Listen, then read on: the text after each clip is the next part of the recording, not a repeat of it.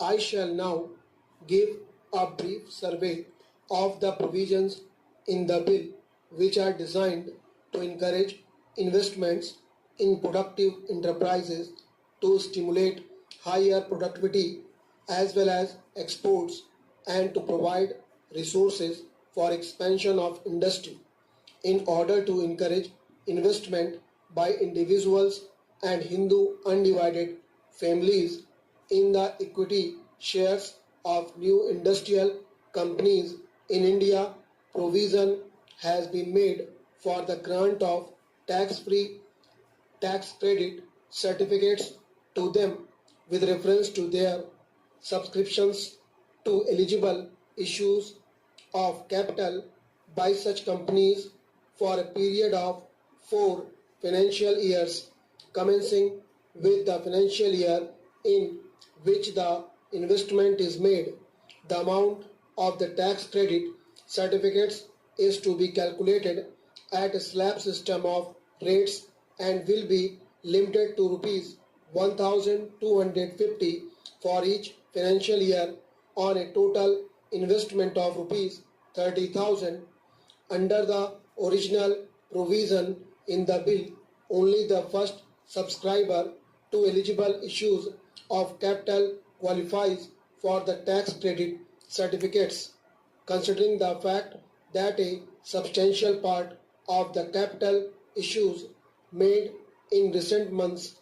has had to be taken up and is still held by financial institutions which underwrote those issues. The eligibility for tax credit certificates has been extended to individuals and Hindu undivided families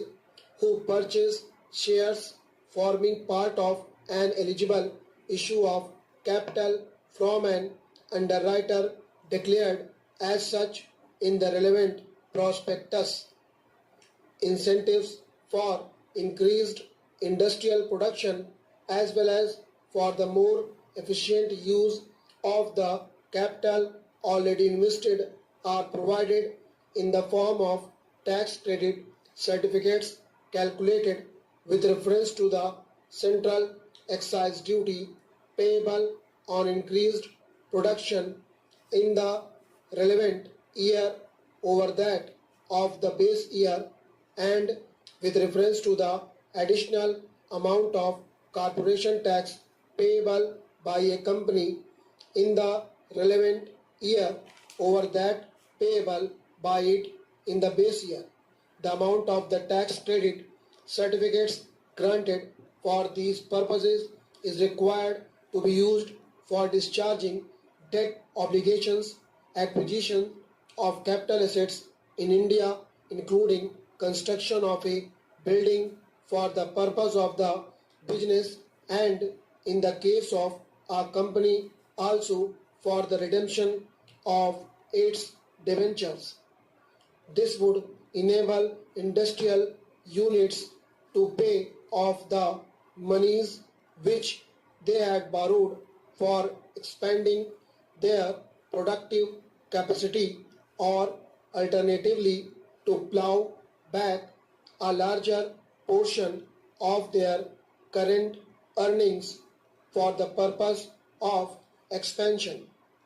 As stated in the Finance